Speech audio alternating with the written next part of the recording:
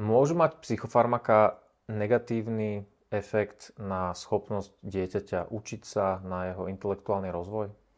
Nemali by mať.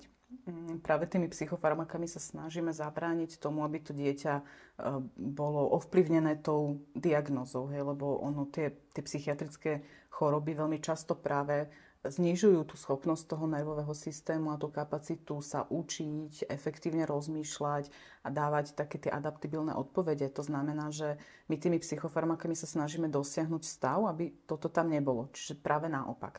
Ak to tak náhodou je, tak je to nežiaducí účinok, ktorý treba riešiť. Hej, že keď náhodou nestáva sa to často, ale už sa mi to stalo, hej, že to dieťa povedalo, že ťažko sa mu sústredí. Hej, treba hľadať, či je to naozaj efekt psychofarmaka, alebo to psychofarmako len znížilo nejaký symptóm a teraz u ňo sa ako keby objavila symptomatika ADHD, ktorá tam dlhé roky bola. Hej. Čiže to znamená, že my musíme najprv hľadať, či je to naozaj nežiaducí účinok, alebo je to súčasťou tej choroby, ktoré to dieťa má.